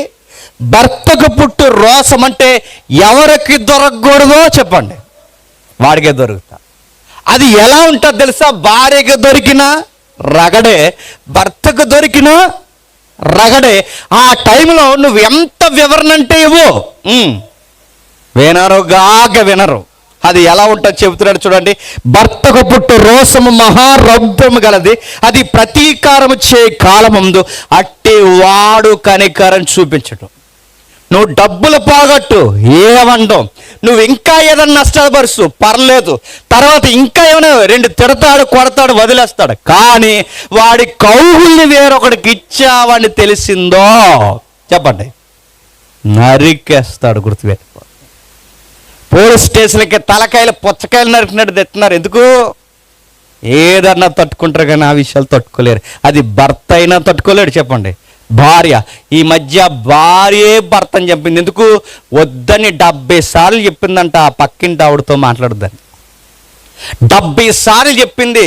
ఆ మాటలతో ఆగలేదు. పోటుగాడు అనుకున్నాడు, చాలా దూరం వెళ్ళాడు. చివరికి ఏం చేసింది తెలిసి, ఇంకా ఏం చేసిందని అడగండి, అవి చెప్పకూడదు, ఘోరంగా చంపేసింది. ఘోరంగా చంపేసింది. ఎలా చంపారంటే అవి తట్టుకోలేరు. జీవిత భాగస్వామి ఏదైనా తట్టుకుంటుంది, కానీ తన కౌగిల్ని వేరెవరికి ఇచ్చారంటే చెప్పండి తట్టుకోలేరు. బైబిల్ అది చెప్తుంది. నువ్వు చేస్తున్న పనులు ఉంటుంది, నీ పేక మీద తెచ్చుకుంటావు, నీ గుండె చీల్చేస్తుంది. చివరికి ఎంట పోతున్నావు, చివరికి చిక్కుకుంటావు, వదకి జంతు వెళ్ళినట్టు వెళ్ళిపోతున్నావు. నా కుమారుడా, చెవియొగ్గు, నా నోటి మాటలు ఆలకించు. జార స్త్రీ మార్గము తట్టు నువ్వు తొలగిపో, అటు పోకు. దారి తప్పి అది నడుచు త్రోవల వైపుకు పోకు. అది గాయపరిచి పడదోసిన వారు అనేకులు, అది చంపిన వారు లెక్కలేనంత మంది. ఎంతమంది అట? లెక్కలేనంత మంది. బాగా వినండి. పలానా నేరాల్లో చనిపోయినారు ఎంతమంది అని చెప్పొచ్చు, కరోనాలో చనిపోయినారు ఎంతమంది అని చెప్పొచ్చు. ఇంకా బైబిల్ వ్యాఖ్యానకర్తలు ఎలా అన్నారు? సౌలు కత్తి పట్టుకుంటే 1000 మంది పడతారని చెప్పొచ్చు, దావీదు కత్తి పట్టుకుంటే 10,000 మంది పడతారని చెప్పొచ్చు. కానీ జారత్వం పట్టుకుంటే చెప్పండి లెక్కే లేదు, అది కొంపలు కూల్చుకుంటూ వెళ్ళిపోతుందట. దానికి లెక్క లేదు. ఒక వ్యాధి వల్ల ఎంతమంది చచ్చిపోయారు చెప్పొచ్చు, ఒక ప్రమాదం వల్ల ఎంతమంది చనిపోయారు చెప్పొచ్చు, ఒక యుద్ధం వల్ల ఎంతమంది చనిపోయారు చెప్పొచ్చు, ఈ వీరుడి కత్తి పట్టుకుంటే ఎంతమంది చనిపోతారు చెప్పొచ్చు. కానీ జారత్వం ఈరోజు భూమి పుట్టింది మొదలుకొని ఎప్పటి వరకు ఇది చంపిన వారు లెక్కలేనంత మంది ఉన్నారు. అది ఎక్కడే కాదు చెప్తుంది చూడండి. దాని విల్లు పాతాళ మార్గానికి పోవును, ఆ మార్గము మరణశాలకు దిగుపనంటే ఎక్కడా దెబ్బతినిపోతారు చెప్పండి. చనిపోయిన తర్వాత కూడా పాతాళానికి పోతారు, ఇక్కడ నష్టపోతారు. చనిపోయిన తర్వాత కూడా పాతాళానికి పోతారు. బైబిల్ చాలా ఘరానాగా చెప్తుంది. బైబిల్ చాలా ఖచ్చితమైన వివరణ ఇస్తుంది. ఇలాంటి పనులు చేయు వారిని సొలొమోను అబ్జర్వ్ చేసేటట్టు. ఒక మాట అడుగుతున్నాను చెప్పండి. సొలొమోను అక్కడుండి చూస్తున్నాడు. సొలొమోను ఏం మాట్లాడుకుంటున్నారు ఆయనకి ఎలా తెలుసండి? ఆ రోజుల్లో ఏమైనా ఫోన్లు ఉన్నాయా, వాకీ టాకీలు ఉన్నాయా, లేదు సెన్సార్కి సీసీ కెమెరాలు ఏమి పెట్టాడా? ఏమిలో ఎక్కడో ప్యాలెస్లో ఉన్న వాడికి వీళ్ళు ఎక్కడ మాట్లాడుకున్నవి ఎలా వినబడుతున్నాయంటే ఆయన లిప్ లాకింగ్ని బట్టి, అంటే లిప్ మూమెంట్ని బట్టి కూడా చెప్పండి ఎవరేం మాట్లాడుకుంటున్నారు చెప్పేసే జ్ఞాని. అంటే ఒకరి కదలికను బట్టి వాడు ఏం చేయబోతున్నాడు చెప్పొచ్చు, కొందరు మాటలను బట్టి వాళ్ళు ఏ రకమో చెప్పొచ్చు. మళ్ళీ సొలొమోను ఆయన గమనించినవి, ఇదిగో వాళ్ళు నడిచే నడతలను బట్టి అవి ఏ మార్గాలు గుండా పోతాయో కూడా చెప్పొచ్చు అంటున్నాడు. కొంతమందిని చూస్తారు అంచనా వేస్తారు, వాళ్ళ మాటల్లోనే తెలుస్తుంటారు బళ్ళు కొంత తేడాగా ఉన్నాయి. వీడి తేడాగా ఉన్నాడని తెలిస్తే వాళ్ళ చూపుల్లో తెలుస్తారు, మాటల్లో తెలుస్తారు, చాలా విషయాలు తెలుస్తారు. సొలొమోను గారు కూడా ఆయన గమనించాడు. ఆ గమనించి చెబుతున్నాడు చూడండి, వీళ్ళ తేడా మాట్లాడుకుంటున్నారు. ఊరికి ఇలాంటి వారు ఏం చేస్తారంటే నష్టం చేస్తారు. ఇలాంటి వారు కుటుంబాన్ని ఏం చేస్తారు? నష్టపరుస్తారు. ఇలాంటి వారు కుటుంబాన్ని ఏం చేస్తారు? దిగజార్చి పడేస్తారు. బైబిల్ ఏముందో తెలుసా? సొలొమోను ఆ రోజు చూసి విషయాలు రాశాడు. ఇప్పుడు నేను అడుగుతున్నాను, ఇప్పుడు సొలొమోను లేడు, సొలొమోను ప్యాలెస్ లేదు, అసలే మన ఊర్లో సొలొమోను ఉండే అవకాశం లేదు. కానీ భయంకరమైన విషయం ఏంటి చెప్పనా? ఆ రోజు ఆ రాజు ఆ ఊరిని చూశాడు, ఈరోజు ప్రతి ఊరిని చూసి ఒక రాజు ఉన్నాడు. ఆయన ప్రభు అయిన యేసుక్రీస్తు. ఆయన ఈ ప్యాలెస్లో లేడు ఇప్పుడు, మరి ఆయన ఆ పరలోకం నుండి ఎవరెవరు ఏం చేస్తున్నాడో చూస్తాం. చర్చికి వచ్చి ఏం చేస్తున్నాడో చూస్తాడు, సభకు వచ్చి ఏం చేస్తున్నారో చూస్తాడు, సెంటర్లో కూర్చుని ఏం చేస్తున్నారో చూస్తాడు, చదువులకు పోయి ఏం చేస్తున్నారో చూస్తాడు, సంసారం చేస్తున్న వాళ్ళ సంసారం ఏముందో అన్నీ చూస్తాడు. ఎవరి నైతికత ఉన్నాదో, ఎవరికి నైతికత లేదో, ఎవరికి విలువలు ఉన్నాయో, ఎవరికి విలువలు లేవో, ఏ విధంగా నడుచుకుంటున్నారో ప్రతిదీ ఇప్పుడు సొలొమోను చూడ్డు. శిక్ష విధించే ప్రభువు అయిన యేసుక్రీస్తు వారు ఖచ్చితంగా చూస్తాడు. వీడు వెళ్ళాడట, వదకి జంతు వెళ్ళినట్టు వెళ్ళిపోయాడట. ఈ 7వ అధ్యాయంలో నేను ముగిసే ముందు ఒక మాట్లాడుతున్నాను. ఈ 7వ అధ్యాయంలో యోసేపు ఉంటే ఏం చేస్తాడండి? ఇదే 7వ అధ్యాయంలో యోసేపు ఉంటే ఏం చేస్తాడండి? పారిపోతాడు. ఎందుకో చెప్పనా? ఒక మాట్లాడుతున్నాను, చెప్పండి. యోసేపుకు ఒక విషయం తెలుసు, నన్ను సొలొమోను చూస్తాడో లేదు. ఒకవేళ 7వ అధ్యాయంలో నన్ను సొలొమోను చూస్తాడో లేదో నాకు తెలియదు, కానీ నా పరలోకమందున్న నా తండ్రి నన్ను చూస్తా. అందుకే ఆయన గూర్చి ఒక్కసారి అధ్యాయాల గురించి ఒక్కసారి ఆదికాండకు రండి. ఆదికాండము 37వ అధ్యాయం, ఆదికాండం 37వ అధ్యాయం చూడండి ఒకసారి. వచ్చును ఆదికాండం 37వ అధ్యాయం, క్షమించండి 39వ అధ్యాయం 6వ వచనం చూడండి. అతడు తన కలిగినదంతయు యోసేపు చేతికి అప్పగించి తన ఆహారం తినుట, తనకి ఏమున్నదో ఏమి లేదో విచారించిన వాడు కాదు. యోసేపు రూపవంతుడును,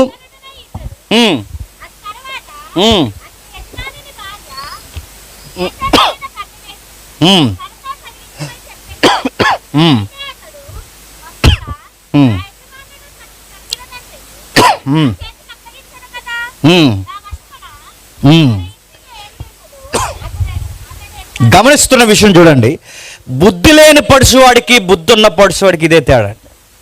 బుద్ధి లేని పడుచువాడు, జ్ఞానం లేనివాడు ఏ సంసారాలకు దూరదాం అనుకుంటాడు. బుద్ధున్న పడుచువాడు ఎదుటివాడి సంసారాలని గౌరవిస్తాడు. ఏం చేస్తున్నాడో చూడండి. ఆ యజమానుడు చాలా బిజీగా ఉంటాడట. ఆ యజమానుడు తన పని తాను, శతాధిపతి తన పని తాను చేసుకుంటూ వెళ్ళిపోతాడట. ఇంట్లో ఏముందో ఏమి లేదో ఎప్పుడు గమనించాడు. ఎందుకంటే యోసేపు మీద అన్నీ వదిలేశాడట. అన్నీ ఆయన గారి మీద వదిలేస్తే ఇంట్లో ఎంత ఫ్రీడమ్ ఉందంటే, డబ్బులు ఖర్చు పెట్టేది ఆయనే, కూలి వారికి లేదా పని వారికి కూలి ఇచ్చేది ఆయనే, ప్రతిదీ ఫైనాన్స్, సంసారం, బయటికి ఎన్ని పోతున్నాయి ఎన్ని వస్తున్నాయి అన్నీ చూసేది ఆయనే. అన్ని గడుపుతున్న ఆయన్ని ఒక ఆవిడ గమనించింది. ఆవిడ ఏం చేసిందట, ఆ కుటుంబ యజమాని యోసేపు మీద కన్ను వేసి తనతో తప్పు చేయమందట. కన్నేసి, నేను ఎప్పుడో చెప్పిన మాట మీ దగ్గర చెప్తున్నాను వినండి. యోసేపు అందంగా ఉంటాడని చూడలేదండి. యోసేపు బాగున్నాడు చూడడానికి, జెంటిల్మెన్లో ఉన్నాడని చూడలేదండి. యోసేపు ఎందుకు చూసిందో చెప్పనా? తెలివైన కుర్రోడని చూసింది. ఎందుకు తెలివైన కుర్రోడని? ఎందుకంటే అందము నచ్చింది, చూడ్డానికి బాగున్నాడు, నెక్స్ట్ అన్నిటికన్నా ముఖ్యంగా తనకు నచ్చింది ఏంటంటే తెలివైనోడు. తెలివైనోడుతో ఇలాంటి, ఈ పదం అంటున్నంత ఇబ్బంది పట్టకండి, రహస్యమైన సంబంధం పెట్టుకుంటే తెలివైనడు కనుక మెయింటెనెన్స్ తెలివితేటలతోనే ఉంటుంది అనుకోండి, తెలివిగానే కొనసాగుతుంది అనుకుంది. ఈవిడ అనుకునే పనికిమాలిన తెలివితేటలు అనుకుంది, కానీ ఆయన తెలివైనోడు, దేవుని తెలివితేటలు ఉన్నవాడు కనుక ఆయన ఏమన్నాడు తెలుసా? అమ్మా, నీకు విషయం చెప్తున్నాను, నువ్వు నా యజమానునికి భార్యవి. ఏంటట? నువ్వు నా యజమానికి భార్యవి. అసలు ఈ మాట ఎవరు చెప్పాలండి? ఆవిడ చెప్పాలండి. ఎవరన్నా దారంటే పోతున్నా దానేగాడు కానీ ఎల్లయ్యగాడు కానీ ఎవడైనా వచ్చి ఆవిడని లేనిపోయిన కామెంట్ చేసినా, లేదా ఆవిడకి ఇంకా వివాహం కానట్టు ఎవడైనా మాట్లాడుతున్నా ఆవిడ చెప్పాలి, ఏమని, బాబు నాతో అలా మాట్లాడుకు, నాకు పెళ్ళి అయింది, నాకు భర్త ఉన్నాడు, నాకంటూ ఒక సంసారం ఉందని చెప్పాలి. ఆవిడ చెప్పాల్సింది పోయి ఎవరు చెప్తున్నాడండి? యోసేపు చెప్తున్నాడంటే ఆవిడ ఆ విషయం మర్చిపోయింది, కానీ ఈయన గుర్తుంది. అమ్మా, నువ్వు వేరొకరికి భార్యవి, నా యజమానికి భార్యవి, నువ్వు చెప్పాల్సిన మాట నేను చెప్తున్నాను. నేను ఎదుటివారి సంసారాన్ని గౌరవిస్తాను, ఎదుటివారి కాపురాన్ని గౌరవిస్తాను. నీ భర్త నన్ను నమ్మాడు. ఎంత నమ్మాడంటే ఏముందో ఏం పోదన్నంతగా నమ్మాడు. నీకు ఒక మాట చెబుతున్నానమ్మా, అసలు అతన భార్య కనుక నాకు అన్నిటి మీద అధికారం ఇచ్చాడు, కానీ నీ మీద నాకు అధికారం ఇవ్వలేదు. ఆ సామెతల గ్రంథం 7వ అధ్యాయంలో చదువుతున్న కుర్రగాడు ఇంట్లో యజమానుడు లేని సంగతి చూసి తనతో అక్రమ సంబంధం పెట్టుకున్నాడు. ఇక్కడ ఈ ఇంట్లో యజమానుడు లేడని ఎంత ఇన్ఫర్మేషన్ ఇచ్చి ఎవ్వరు లేని టైంలో తను రోజుకి తనతో మాట్లాడుతుంటే ఆ అవకాశం ఉన్నా యోసేపు మాట్లాడలేదు. అక్కడ ఒక మాట రాశాడు చూడండి, దినదినము ఆమె యోసేపుతో దినదినము మాట్లాడుచుండు. ఆమె రకరకాలుగా రోజుకి మాట్లాడుతుందంట. ఎక్కువ పెద్దలు ఒక మాట చెప్తారు చూసారా, ఏయ్ ఎక్కువ మాట్లాడుకో అంటారు. ఎందుకు? కొన్ని మాట్లాడకూడదండి అంతే. ఆ చెల్లేగా అంటే చెల్లైనా మాట్లాడకంతే, అన్నయ్య అంటామంటే అన్నయ్యనే మాట్లాడకు. ఎలా ఉంటుంది చెప్పినా, మనిషి సైకాలజీ ఎలా ఉంటుంది చెప్పినా, మాట్లాడి సడన్గా మాట్లాడడం మానేశారు అనుకోండి, మాట్లాడాలనిపిస్తుంది. ఇక్కడ ట్రిక్ ఏంటి చెప్పిన, దినదినం మాట్లాడుతుంది. ఎందుకు? రోజుకి ఇంతలా మాట్లాడుతుంది. ఏదో ఒక రోజు ఖచ్చితంగా చెప్పండి ఆ మాట్లాడతాడు, ఏదో రోజు మాటలు అలవాటు అవుతాడు. ఫస్ట్ టిఫిన్ చేసేవారే పెడతారు మెసేజ్, ఫోన్ చేసేవారే పెడతారు మెసేజ్. రోజు ఏదోటి గుడ్ మార్నింగ్ చెప్తారు, గుడ్ నైట్లు చెప్తారు, గుడ్ ఆఫ్టర్నూన్ చెప్తారు, పండుగ శుభాకాంక్షలు చెప్తారు, అన్నీ చెప్తారు, ప్రైజ్ లాడ్లు చెప్తారు, రకరకాలు చెప్తారు, వాక్యాలు పెడతారు, స్టేటస్లు పెడతారు, ఏదోటి మాట్లాడతారు, మంచో చెడో ఏదో ఒకటి మాట్లాడతారు. కానీ ఆ మాటల్లో తెలియకుండానే గుర్తుపెట్టండి అలవాటైపోతారు. అన్నయ్య చెల్లి అంటే నేను అడుగుతున్నాను, ఈ మాట అన్నందుకు ఇబ్బంది పడకండి. మీ అమ్మకు పుట్టాడు వాడు, లేదు మీ అమ్మకు పుట్టిందా ఆమె? ఇద్దరు ఒకే గర్భాన్ని పుట్టాడు. ఎవడన్నయ్యాడు? ఆడెవడాడు అని అడుగుతున్నా. ఎవడాడు? ఫ్రెండ్ అండి, మా అన్నయ్య ఫ్రెండ్ అంటే ఫ్రెండ్ ఆడు ఈది బయట ఉండాలంతే. ఆడెంత దూరమైన ఎంతవరకు ఉండాలంతే. వాడు బెడ్రూమ్లో వరకు రావడానికి, ఆడు మన హాల్లో కూర్చోడానికి వాడు ఎవడాడు? ఈ మాట అంటున్నందుకు ఏమి ఇబ్బంది పడకండి. బైబిల్ ఏమంది చెప్పినా, ఎలాంటి వారైనా బైబిల్ ఒక సెలవు ఇచ్చింది, ఎంతవరకు ఉంచాలి అంతవరకు. ఎందుకంటే పురుషుడి యొక్క లక్షణం ఏంటి చెప్పినా, ఆడికి మోహం ఉంటుంది అంత బైబిల్ ఖచ్చితంగా. ఎందుకంటే ఈ చూపు వేరు. మన వదిన్ని చూసినట్టు వాడు వదిన్ని చూడ్డు, మన చెల్లిని చూసినట్టు వాడి చెల్లిని చూడ్డు, మనం అనుకున్నట్టు మన ఇంటి ఆడవారిని చూడ్డు. ఎందుకంటే అది లక్షణాలు అవి. బైబిల్ చెబుతుంది, ఖచ్చితంగా చెప్తుంది నువ్వు ఎంతవరకు ఉండాలి అంతవరకు. ఎందుకంటే హృదయం అన్నిటికన్నా ఘోరమైన వ్యాధి కలది. అది ఘోరమైన వ్యాధి కలది. అది భయంకరమైన స్థితి కలిగినది. అది ఏ విధంగా ఎవరిని లొంగ తీసుకోవాలని చూస్తుంది. అందుకే ఆ మాటు కాసినట్టు రోజుకి మాట్లాడింది. ఏదో ఒక రోజు మాట్లాడకుండా ఉంటాడా, ఏదో ఒక రోజు నా ఫీలింగ్ అర్థం చేసుకోకుండా ఉంటాడని మాట్లాడితే ఈయన మాట్లాడు. ఎందుకంటే ఈవిడొచ్చి ఈయనతో మాట్లాడితే ఈయన రోజు దేవునితో మాట్లాడతాడు. దేవునితో రోజు మాట్లాడేవారు. ఇంకా అమ్మా నీకు విషయం చెబుతున్నానమ్మా, నువ్వు నా యజమానికి భార్యవి, నువ్వు నాకు ఎన్ని ఆఫర్లు అంటే ఇవ్వు, ఎక్కడ నేను నిలబడను గట్టిగా పట్టుకుందట. తప్పు చేద్దామని అడిగిందంట. అక్కడి నుంచి యోసేపు ఏం చేశాడట? పారిపోయాడట. నేను అడుగుతున్నాను, పారిపోయేవాడిని లోకం ఏమంటదండి? చేతగానోడు అంటది. పారిపోయినోడిని లోకం చేతగానోడు మగోడు కాదంటది. కానీ బైబిల్ ఏమంది చెప్పిన, ఇలాంటి దుర్మార్గపు విషయాల్ని వదిలేసి పారిపోయేవాడినే మగాడంది బైబిల్. గుర్తుపెట్టు. నీ భార్యకు నువ్వు ఇచ్చే అతిపెద్ద బహుమానం ఏదన్నా ఉందంటే ఒకటే, నీ దేహాన్ని ఎప్పటికీ తన కొరకు పవిత్రంగా కాపాడమే నువ్వు ఇచ్చే బహుమానం. గుర్తుపెట్టుకో. నీ భర్తకు నువ్వు ఇచ్చే బహుమానం ఏదన్నా ఉంది అంటే నీ దేహాన్ని తన కొరకు పవిత్రంగా కాపాడుకోవడమే నువ్వు ఇచ్చే అతిపెద్ద బహుమానం. గుర్తుపెట్టుకో. నీ దాంపత్య జీవితంలో మీరు దేవుడు ఏర్పరిచిన బంధం, నీ శరీరం మీద నీకు అధికారం లేదు, నీ శరీరం మీద నీకు అధికారం లేదు. నీ శరీరం మీద భర్తకు అధికారం ఉంది, నీ శరీరం మీద భార్యకు అధికారం ఉంది. మీ దేహాలు ఒకరి కొరకు ఒకరు దీన్ని అపవిత్రపరచడానికి వీల్లేదు. యోసేపుకి ఆ విషయం తెలుసు. పెళ్లిగానే కుర్రోడు కనుక ఆ పెళ్ళైన ఆవిడికి ఇలాంటి పిచ్చి ఆలోచనలు వస్తే ఏం చెబుతున్నాడు? అమ్మా నీ దేహం మీద నాకు అధికారం లేదు, నీ భర్తకు అధికారం. అయినా నేను గౌరవిస్తున్నాను, నీ పొరుగు వారి సంసారాన్ని గౌరవిస్తాను, ఇక్కడి నుంచి వెళ్ళిపోతానమ్మా అని పారిపోయాడట. మన వాళ్ళైతే ఏమంటారు చెప్పినా, మగాడు రాడు ఎంతైనా తిరుగుతాడు రా అంటాం. కానీ బైబిల్ ఏమంది చెప్పినా, మగాడు కాదు సన్నాసిగాలు తిరుగుతారట. అలాంటి పనులు గుర్తుపెట్టు. చేతగానాలు తిరుగుతారట. ఇంకో పదం అంటున్నాను ఏమనుకోకండి, బూతులేం కాదండో. ఇంకో పదం అంటున్నాను ఏమనుకోకండి, పోరంబోకులు తిరుగుతారట. పోరంబోక అంటే భూతే కదా అనుకోకండి. పోరంబోక అంటే పంచాయతీలో పంచాయతీలను అడగండి. పోరంబోక భూములు అంటారు చూసారా? పోరంబోక భూములు అంటే తుప్పలు కప్పలు అన్నీ గట్టిగా మొలిచేసిన దాన్ని ఏమంటారండి? అలాంటి పోరంబోకు భూముల్లో ఉన్న వాళ్ళే తిరుగుతారు. అడుగుతారు సంసారి సన్నిధి దేవుని యొక్క నిబంధత ఉన్న వాళ్ళు అటు జోలికి పోరు. సొలొమోను గమనించిన విషయాల్లో ఇలాంటి కుర్రోడు అక్కడ ఉంటే ఖచ్చితంగా ఉండడట. అంటే ఇప్పుడు రండి సామెతల గ్రంథం 7వ అధ్యాయం, సామెతల గ్రంథం 7వ అధ్యాయం, సామెతల గ్రంథం 7వ అధ్యాయం మొదలు వచ్చిన చదవండి. నా కుమారుడా, నా మాటలు మనస్సు నుంచుకొనుము, నా ఆజ్ఞలను నీ యొద్ద దాచి పెట్టుకొనుము. నీవు మనస్సును ఉంచుకునే యెడల నీ కనుపాప వలె నా ఉపదేశమును అని చెబుతూ 3వ వచనంలో నీ వేలికి వాటిని కట్టుకొనుము, నీ హృదయం పలక మీద వాటిని రాసుకొనుము. జ్ఞానముతో నువ్వు అక్కవనియు తెలివితో నీవు నాకు చెలికెత్తవనియు చెప్పుము. ఏం చెప్పాలట? జ్ఞానముతో అక్కవంటే నీకు ఫ్రెండ్ ఎవరైనా ఉన్నారంటే ఎవరు ఉండాలట? జ్ఞానం ఉండాలట. నీకు సహోదరిగా ఎవరైనా ఉండాలి అంటే జ్ఞానమే ఉండాలట. అంటే జ్ఞానాన్ని ఫ్రెండ్గా, జ్ఞానాన్ని సహోదరిగా పోలుస్తున్నాడు. జ్ఞానం అంటే యెహోవా యందలి భయభక్తులు కలిగిన జ్ఞానం. యెహోవా యందలి భయభక్తులు కలిగిన జ్ఞానం కలిగిన కుర్రగాళ్ళు, జ్ఞానం కలిగిన సంసారులు, జ్ఞానం కలిగిన కాపురాలు చేస్తున్న వాళ్ళు ఎలా ఉంటారంటే విలువలకు పడి నిలబడతారు. విలువలకు పడి నిలబడతారు. అందుకే యెహోవా యందలి భయభక్తులు ఆయనకున్నాయి కనుక యోసేపుకి ఆ బైబిల్ కలిగిన, ఆ విలువలు కలిగిన, ఆ బైబిల్ కలిగిన ఆయన జీవితం ఆ రోజు నిలబడిపోయింది. ఎన్ని ఆఫర్లు ఇచ్చినా ఆయన ఒప్పుకోలేదు. మనమైతే ఏం చేద్దామండి?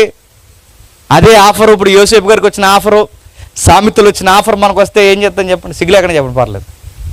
ఏం చేస్తాం చెప్పిన? యోసేపు ప్లేస్లో మనం ఉంటే ఇలాగ అందం, ప్రవ్వా మా అన్నీళ్ళందరూ నాకు అన్యాయం చేసి నన్ను గోతులాడేశారు, మా అన్నీళ్ళందరూ నన్ను గోతులోకి విసిరేశారు, అమ్మేశారు, ఒంటరి అయిపోయాను, నాన్న లేడు, అమ్మ లేడు, అన్నయ్య లేరు, నాన్న పిలుచుకునే వాళ్ళు ఎవ్వరు లేరు. ఇలాంటి టైంలో నేను నా ఒంటరితనానికి నాకు తోడిచ్చావా? ఏ ప్రేమ నోచుకోలేనికి నాకు మేడం గారినే ప్రేమించేలా చేసావా? నువ్వు ఉన్నా ప్రభు అంతం. ఎవరిని? శవడాలు తీసేస్తాడు, ప్రార్థన చేశారండి, గుర్తుపెట్టుకో.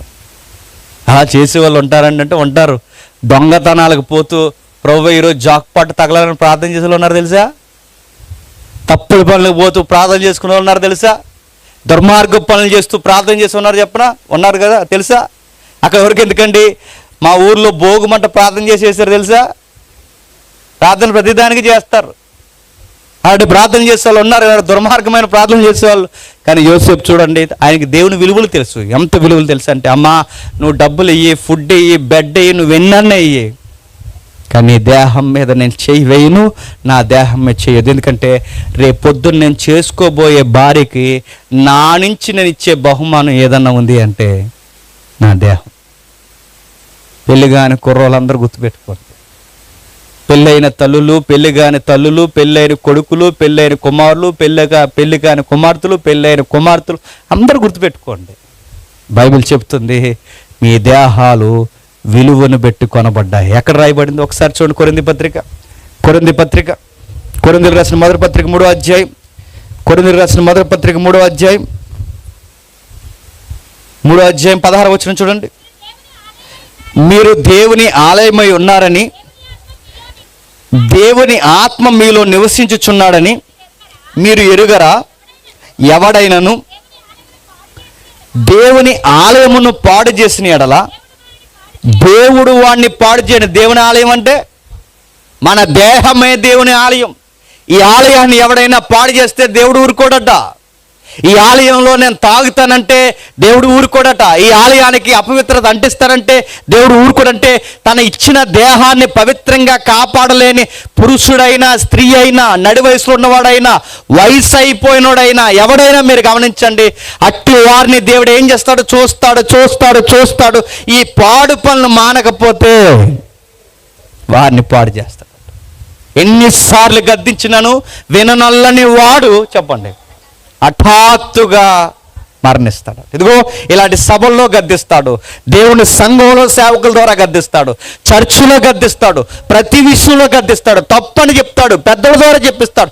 ఇన్ని గద్దింపులు నీకు వినబడినా నా ఆలయాన్ని పాడు చేయొద్దు అని దేవుడు పదే పదే హెచ్చరించిన ఆ దేహంతో నువ్వు చెరిపే పనులు నువ్వు చేస్తే దేవుడు ఊరుకోడా, ఖచ్చితంగా సీరియస్ యాక్షన్ తీసుకుంటాడు ఆయన.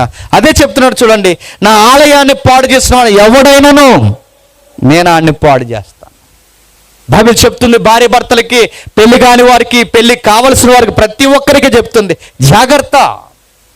ఆ రోజు సొలొమోను చూసి సంగతులు రాస్తున్నాడు. ఈరోజు సొలొమోను లేడు చూడడానికి, సొలొమోను కన్నా గొప్పవాడు ఉన్నాడు, ఆయనే ప్రభు అయిన యేసుక్రీస్తు. ఆ రోజు వచ్చినప్పుడు మొదట రక్తం పెట్టి ప్రాణం పెట్టి ఆ రోజు మన దేహాలను కొన్నాడు. ఈసారి వచ్చినప్పుడు రక్తం పెట్టి దేహం పెట్టడానికి రావట్లేదు, మన దేహంతో చేసిన పనులకు తీర్పు తీర్చడానికి రాబోతున్నాడు, గుర్తుపెట్టుకో. మొదటి రాకల్లో నీ నా పాపాల కొరకు సిలువెక్కాడు, ఇక రెండవ రాకల్లో సిలువ ఎక్కడానికి రావట్లేదు. చెప్పండి, మారణ వానికి వాని క్రియ చెప్పిన ప్రతి వానికి చెప్పండి ప్రతిదండన చేయడానికి రాబోతున్నాడు. మరో సందర్భం చూడండి, హెబ్రీయులకు రాసిన పత్రిక త్వరగా ముగించుకుందాం. హెబ్రీయులకు రాసిన పత్రిక 13వ అధ్యాయం, హెబ్రీయులకు రాసిన పత్రిక 13వ అధ్యాయం 4వ వచనం చూడండి. వివాహం అన్ని విషయంలో ఘనమైనది గాను పాన్పు నిష్కల్మషమైనది గాను ఉండవలను, వేశ్య సాంగులకును వ్యభిచారులకును దేవుడు తీర్పు తీర్చును, ధనాపేక్ష లేనివారై మీకు కలిగిన వాటితో తృప్తి పొందుండుడి.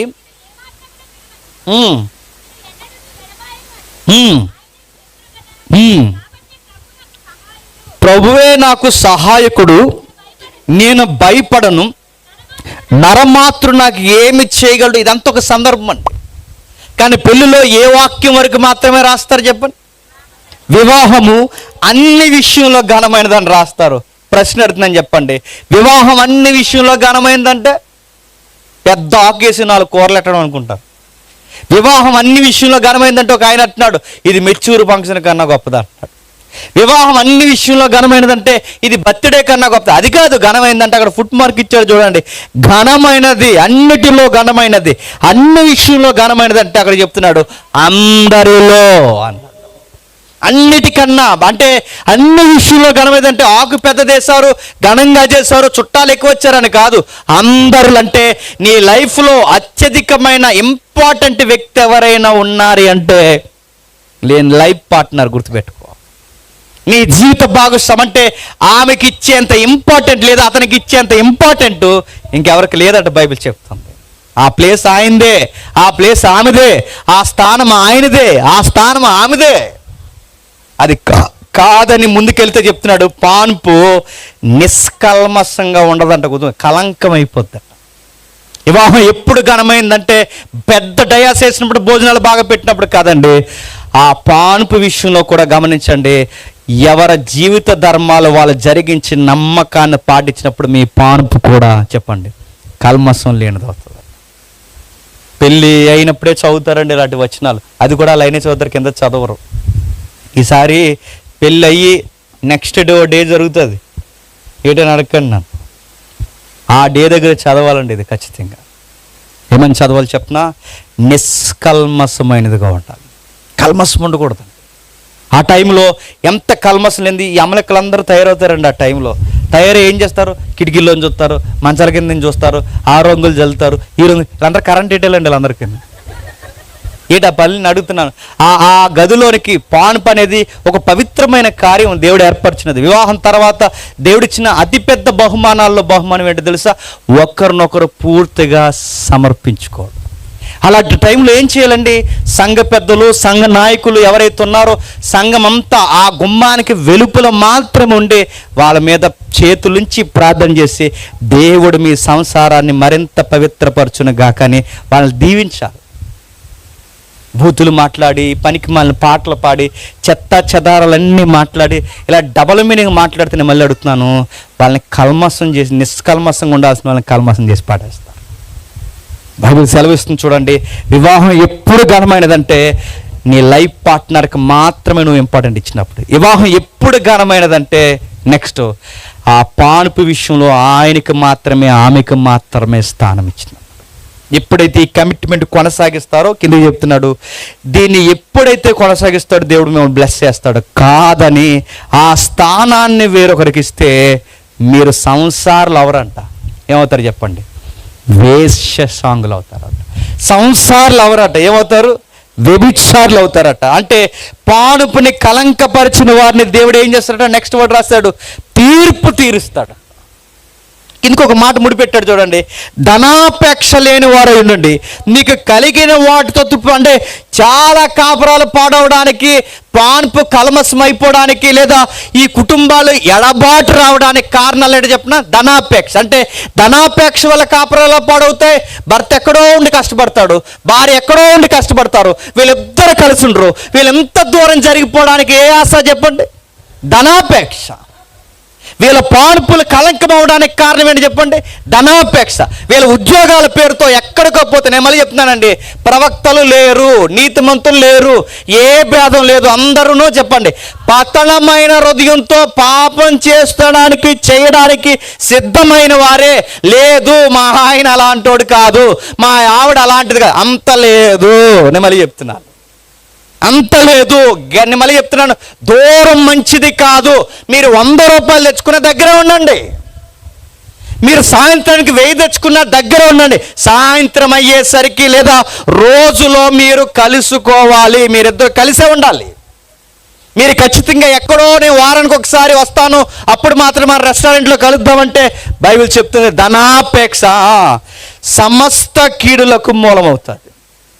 చాలామంది మీరు, నేను గమనిస్తున్నానండి, చాలామంది మీరు చూడండి, ఎక్కడికో పోతారు డబ్బులు సంపాదించడానికి, ఇక్కడ ఉంటారు, ఎక్కడికో పోతారు డబ్బులు మళ్ళీ ఇక్కడికి వస్తారు. ఈ లోపల వాళ్ళు కుదురుగా ఉంటారు అనుకుంటున్నారా?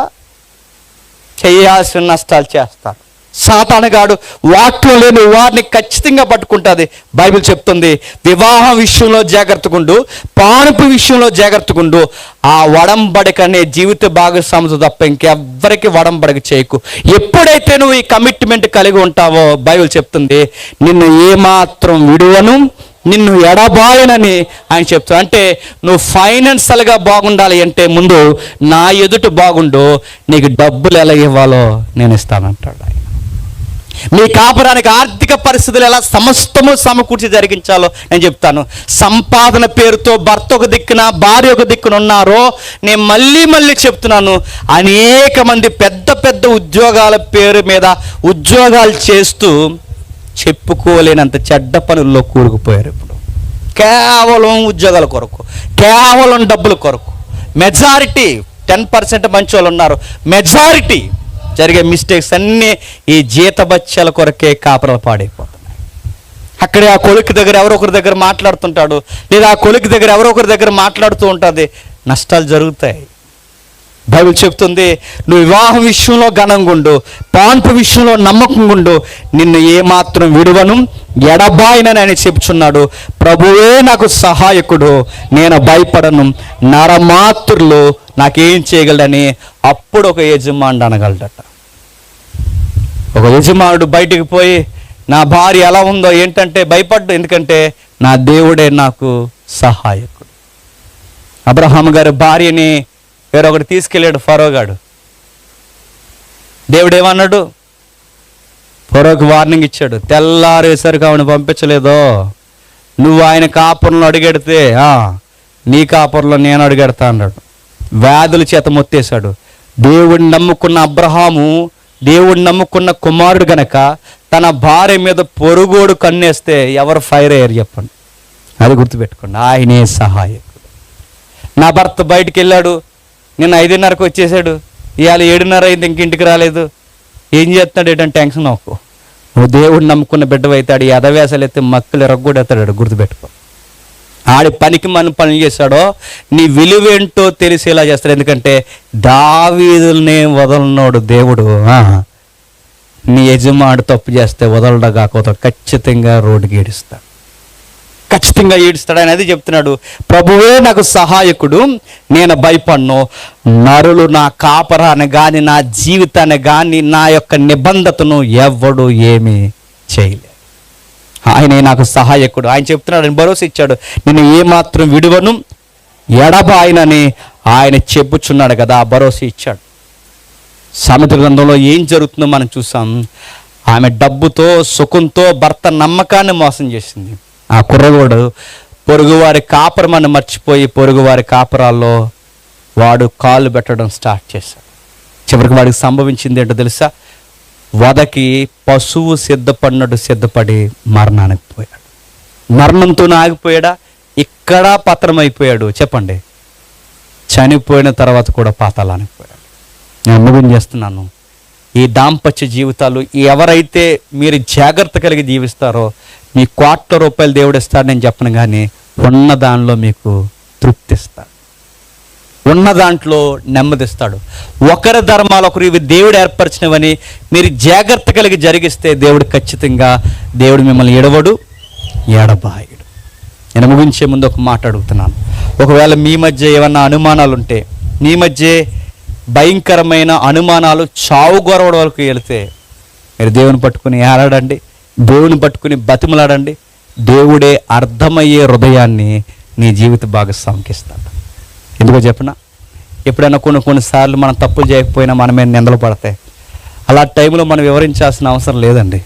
దేవుడు ఖచ్చితంగా ఎదుటివారు నిందించే వారికి అర్థమయ్యేలా చేస్తాడు. ఒక ఉదాహరణ చెప్తాను. మన క్రిస్మస్ టైంలో చదువుకుంటాం మరియమ్మ జీవితాన్ని. మరియమ్మ పెళ్లి కాకుండానే గర్భవతి అయింది. పెళ్లి కాకుండానే గర్భవతి అయితే ఇప్పుడు తన భర్తకి ఎవరు వివరిస్తారండి? ఆవిడెళ్ళి వివరిస్తే ఎవడైనా నమ్ముతారు? నమ్మే అవకాశం ఉందా? డౌటే. స్నేహితులు చెప్తే నమ్ముతారా? డౌటే. ఆయన ఎవరు చెప్తే నమ్ముతారు? ఎవరు చెప్పినా డౌటే. అందుకే ఆమె భక్తికి, ఆమె నమ్మకత్వానికి తన భర్తకి వివరణ ఇచ్చింది ఎవరు తెలుసా? దేవుడే ఇచ్చాడు. గుర్తుపెట్టు, దేవుడే వివరణ ఇచ్చాడు. తన చక్కటి కాపురం విడిపోయారు, మ్యాక్సిమం విడిపోయారు, 99% విడిపోయారు. ఇక మళ్ళీ ఈమె ముఖం చూడకూడదు, ఆమెను వదిలేయాలని డిసైడ్ అయ్యాడు. ఎవరు? యోసేపు గారు. కానీ చూడండి, దేవుడు ఇద్దరు స్వచ్ఛంగా ఉన్న వాళ్ళు విడిపోతానంటే దేవుడు కలగజేసుకుంటాడు. దేవుని పట్టుకుని ఏలాడుతున్న భక్తి కలిగిన వారు విడిపోతాంటే దేవుడు మధ్యలోకి వస్తాడు, వాళ్ళిద్దరిని సమాధానపరుస్తాడు. సొలొమోను అదే చెప్తున్నాడు, నా కుమారుడా అలాంటి పనులు చేయకు, యెహోవా యందలి జ్ఞానం నేర్చుకో, ఆ జ్ఞానాన్ని చెల్లి అని చెప్పు, ఆ జ్ఞానాన్ని ప్రేయసి అని చెప్పు. ఆ జ్ఞానంతో ఎప్పుడైతే నువ్వు స్నేహం చేస్తావో దేవుడు నిన్ను విడవడు, ఎడబాయడు. ఈ జ్ఞానాన్ని నువ్వు ఎప్పుడైతే సంపాదించుకుంటావు, ఇలాంటి భయంకరమైన కోరికలు నీ మీదకి ఎగపాకినప్పుడు అక్కడి నుంచి పారిపో, అక్కడి నుంచి పారిపో. ఎప్పుడైతే పారిపోయి దేవుని పట్టుకుంటావో ఆ పారిపోయిన అటు నుంచి అంటే ఇంకా అలా పారిపోతానే వెళ్ళిపోకు. మంచి సహవాసం వెతుక్కో. దేవుని యొక్క పిల్లలు ఎక్కడున్నారు చూడు, ప్రార్థన చేయి, బైబిల్ చదువు, వాళ్ళతో కలిసుండు. ఎప్పుడైతే ఈ విషయాలు నువ్వు మమేకమై ఉంటావో దేవుడు ఖచ్చితంగా చెప్తున్నాడు, యోసేపుని హెచ్చించిన దేవుడు ఇలాంటి నీతికి పడి నిలబడిన ప్రతి ఒక్కరిని హెచ్చిస్తాడు. ఆ రోజు నిందలేసి నిలబెట్టారు యోసేపుని. అదే దేశంలో యోసేపు మళ్ళీ చెప్పండి రథం మీద ఊరేగుతుంటే అదే నిందలేసిన బ్యాచ్ దగ్గరకు వచ్చి చెప్పండి చేతులు కట్టుకుని నిలబడి తప్పైపోయిందయ్యా అన్నట్టు చూశారు. దేవుడు ఎలా అంటాడు చెప్పిన, మనం నీతికి పడి నిలబడితే, దేవుడికి పడి నిలబడితే మన కాపురాలని ఆర్థికంగా బాగు చేస్తాడు, ఆరోగ్యంలో బాగు చేస్తాడు, ఫైనాన్స్గా ఏవైతే ఫ్యామిలీ, ఏదైతే చిల్డ్రన్స్ ఏవైతున్నావో అన్ని విషయాల్లో ఆయన బాగుపరుస్తాడు. దేవుడు మనకు మంచి భవిష్యత్తు ఇస్తాడు. లేదు నేను ఎవ్వరికి తెలియదు, నేను చేసే తప్పులు చాలా తెలివిగా నేను చేస్తున్నానంటే పిల్లి ఎలాగా అనుకుంటుందంట. తెపోలాలో తల ముంచి ఎవ్వరు చూడలేదు అనుకుంటున్నారు, కానీ చూడాల్సిన చూస్తారు, ఏదో ఒక రోజు నడ్డి చెప్పండి ఎరగొడతారు. బైబిల్ చెప్పింది, ఎవరి కంట పడకూడదు అనుకుంటా ఖచ్చితంగా వాళ్ళ కంట పడతాం. చాలా మంది చెల్లెళ్ళు ఉన్నారు, మీకు ఉదాహరణ చెప్పి నేను ముగిస్తాను. బయటికి వెళ్ళినప్పుడు పెద్దలు చెప్తారు, బయటికి వెళ్ళినప్పుడు జాగ్రత్త అమ్మ, ఇంటికి వచ్చినప్పుడు జాగ్రత్త అమ్మ, బయటికి పోయినప్పుడు జాగ్రత్త రా, ఇంటికి వచ్చినప్పుడు జాగ్రత్త అని చెప్తుంటారు. వీళ్ళు చెప్తుంటే మనకు నసలాగా ఉంటుంది, మనకు పెద్దలు చెప్తుంటే ఇలాంటి సంగతులు చెప్తుంటే మనకు గిల్ట్లా ఉంటుంది. కానీ వాళ్ళు చెప్తున్న వాస్తవం, బయటికి వెళ్తున్నప్పుడు వస్తున్నప్పుడు జాగ్రత్త. ఈ చదువులు అయిపోయిన తర్వాత ఈ పార్టీలు పెడతారు, ఫేర్లనోలి పార్టీలు తెలుసు కదా, ఫేర్ అవర్. ఈ పార్టీలు పెట్టినప్పుడు వీళ్ళు పార్టీలు పెట్టుకుని ఈ మధ్య ఈ గెట్టగదర్ పార్టీలు ఇవన్నీ పెడుతున్నారు. ఈ పెట్టిన వాళ్ళు కుదురుండరండి. ఈ పార్టీలు పెట్టుకుని ఇది స్టడీ లైఫ్ కనుక. ఇందాక ఉదయం ఒక వీడియో చూశాను, ఆవిడ ఏదేదో మాట్లాడుతుంది, రకరకాల మాట్లాడు. 10th క్లాస్ అమ్మాయి మాట్లాడుతుంది. ఆ మాట ఆ పిక్స్ అన్ని తీసి వాళ్ళు ఫేస్బుక్లో పెడుతున్నారు. రేపొద్దున ఏదో ఇంటికి పెళ్ళి అవుద్ది. ఆ పెళ్ళి అయిన తర్వాత ఫేస్బుక్లో పెట్టారన్న సంగతి మర్చిపోతారు. ఫ్రెండ్ ఫొటోస్ అన్నీ ఫేస్బుక్లో పెడతారు, ఇన్స్టాగ్రామ్లో పెడతారు, మర్చిపోతారు. జరిగిన విషయం చెప్తున్నాను నేను. ఒకరోజు ఎవడు చూడకూడదు ఆడే చూస్తాడు ఆ ఫోటో. ఎవడు చెప్పండి? అది జీకే బిట్, అది చెప్పండి. చూస్తాడు, ఖచ్చితంగా చూస్తాడు. చూసి అడుగుతాడు. ఏమని అడుగుతాడు? ఫోటోలు దిగకూడదండి. అందుకే నేను మళ్ళీ చెప్తున్నాను, ఫోటోలు దిగకూడదు. ఆడపిల్ల ఎంత రహస్యంగా ఉంటే అంత గౌరవం. దిగారు, ఫోటోలు పెట్టారు. ఆడు అడిగాడు, చాలా సింపుల్గా అడుగుతాడు. ముందు ఎవరు వీళ్ళెవరు అని అడిగాడు. అడిగితే ఇది సౌమ్య, ఇది సంగీత, ఇది అది, ఇది అని చెప్పాడు. మరి ఈ టైప్ బాయ్స్ ఉన్నారుగా, వీడెవడు? వీడి సతీష్, వాడు అది, వీడి ఇదే అని చెప్పారు. మరి ఈడెవడు? ఫ్రెండు అని చెప్పాడు. పేరు చెప్పింది. నెక్స్ట్ అడిగాడు, వాడెవడు అన్నాడు. ఫ్రెండు. నెక్స్ట్ ఫోటో చూపించాడు. ఈడెవడు? మళ్ళీ దగ్గరకు ఉన్నాడు. ఫ్రెండ్ అని చెప్పి. అప్పుడు అడిగాడు, ఆడెవడు అన్నాడు. ఆడెవడు అని గట్టిగా అడిగాడు. ఫ్రెండ్ అండి అంది. ఫ్రెండ్ అంటే ఫ్రెండే. ఫ్రెండ్ అంటే అని అడిగింది. ఫ్రెండ్ అంటే లాగా ఒకటి కొట్టాడు. చాలా సీరియస్ అయ్యాడు. ఫ్రెండ్ అంటే ఓ మాట తిరిగేసి అడిగాడు, ఆడవాళ్ళు చచ్చిపోయారని మగవాళ్ళు ఫ్రెండ్స్ అని అడిగాడు. ఈ కేసు కట్టారు. డిఎస్పీ ఆఫీస్కి వచ్చింది. ఆ కేసులో ఆ రోజు ఆ చెల్లి ఏడుస్తున్న ఏడిపోయింది తెలుసా? అయ్యో, ఆ రోజు నేను అనవసరంగా ఫోటో దిగాను. మా అమ్మ వాళ్ళు చెప్పిన మాట వినకుండా ఫ్రెండ్సే కదా అని ఫోటో దిగాను. ఈ ఫోటోలో ఏమీ లేదు. ఆయనకు అనుమానం వచ్చింది. ఆయనకు ఫ్రెండ్ అని చెప్పినా, ఎంత వివరించినా వినలేదు. ఈ ఒక్క ఫోటో తన కాపరాన్ని పాడు చేసింది. నేను ఎందుకు ఈ మాటలు చెప్తున్నాను గమనించండి. జాగ్రత్త అని పెద్దోళ్ళు చెప్తారు. జాగ్రత్త అని సేవకులు చెప్తారు.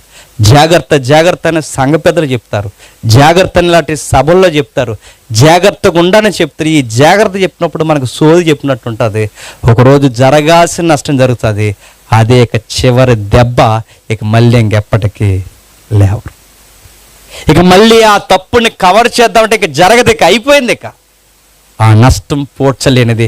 అట్టి వారికి ఎన్ని బహుమానాలు ఇచ్చినను చెప్పండి, శాంతింప చేయలేమంట.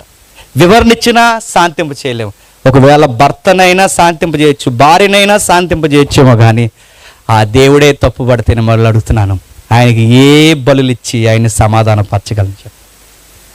సొలొమోనైనా ఈరోజు చూడ్డేమో, కానీ ఇప్పుడు పరలోకమందున్న ఆ ప్రభు అయిన యేసుక్రీస్తు వారు చూస్తున్నారు. ఎవరెవరు ఏం చేస్తున్నారు చూస్తున్నారు. ఇచ్చిన దేహాన్ని ఆయన గమనిస్తున్నాడు. తాగుతున్నవాడిని చూస్తాడు, తిరుగుతున్నవాడిని చూస్తాడు, సిగరెట్లు కాస్తున్న చూస్తున్నాడు, సంసారంలో ఉన్న వారిని చూస్తాడు, సంఘానికి వచ్చిన వారిని చూస్తాడు, అందరినీ చూస్తాడు. చూసి సెలవిస్తాడు, 3 ఏండ్ల నుండి చూస్తున్న ఈ మొక్క ఫలింపని ఎళ్ళ తీసి పారవేయమని చెప్పి. జాగ్రత్త. నేను ముగిస్తున్నాను. సామెతల్లో సొలొమోను చూసాడు. ఈరోజు ప్రభు అయిన యేసుక్రీస్తు వారు చూస్తున్నాడు. మారని వారు, ఎననొల్లని వారు ఒకరోజు హఠాత్తుగా మరణం. మారు మనసు వైపుగా నడిచిన వారికి దేవుడు అన్నాడు, నిన్ను విడవను, ఎడబాయను, ఎల్లకాలము నిన్ను నీ కుటుంబాన్ని దీవిస్తాను. యోసేపును మాత్రమే కాదు, పిల్లలను దీవించాడు. ఈరోజు నువ్వు నీతికి నిలబడు. ఇక్కడితో వదిలేడు. నీ పిల్లల వరకు దేవుడు నిన్ను దీవిస్తాడు.